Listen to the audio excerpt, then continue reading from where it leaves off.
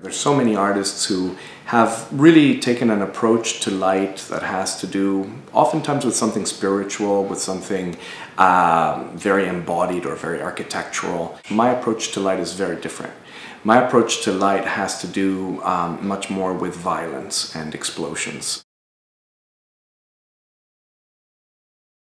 The fact that I studied science at university and my appreciation of natural phenomena is something that certainly informs and inspires my work. I believe that a lot of people think of science as some kind of 19th century positivist, utilitarian field, when in fact science today shows us intensely eccentric behaviors. For instance, the photons created by the sun, we don't know if they're a particle or a wave, you know. So in the case of a scientific approach toward the sun, we're seeking to understand these processes. In the case of an artistic approach, we're seeking to think about ways in which the sun functions as an icon, as a symbol, as a metaphor for violence, for points of reference, for navigation, for life itself. And while these two things are not incompatible, they are different emphasis. This fake sun solar equation is exactly 100 million times smaller than the real thing. We want to get the aerostat to have that scale relationship.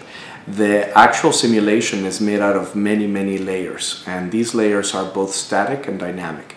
Some of the static layers we have are imagery directly from the SDO and SOHO probes that NASA has currently looking at the sun, the most recent imagery. And then overlaid on that are a set of equations which simulate the behaviors that we actually see at the surface. And they're all layered, and also what we've done is we've added an interactive element to them so that you can actually, using a phone or a tablet, you can actually change the material that is being displayed. You can perturb or disturb the animation so that you can seed the equations in a different way. So we've tried to make it something that is not like a video that just loops, but something that is more of an event. The sun also has been fitted with cameras which observe the public. And so as there's a lot of people in the square, the actual turbulence is going to change. It's going to become more vibrant. There's also a sound component to the project, which is also parametric sound, which means that it's again not a recording, but it's sound that is changing according to the solar seasons and the interaction. Perhaps the biggest technical or logistical problem is that no one had ever made a spherical balloon that was this diameter. This is a 14-meter diameter, is in fact the world's largest spherical aerostat. And part of the problem with that is, you know, most of hot air balloons or helium balloons, they actually deform. Here, the company that actually developed the balloon is called Airstar. They've actually created all of these different inner chambers to keep this spherical form.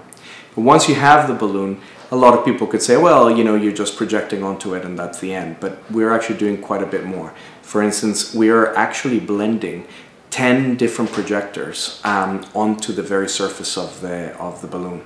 This is not easy to do. You have to have all of these media servers being able to update the equations in such a way that the balloon acts like a single entity.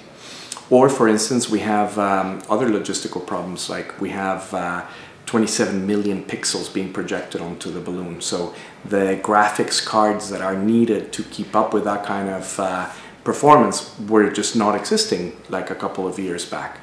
And then finally we have another thing, which is balloons bob and sway.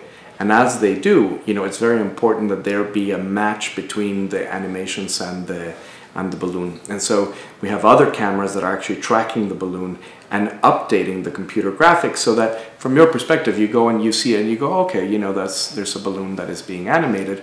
But what you don't really see, but you do sense, is the fact that the graphics are actually following the balloon closely.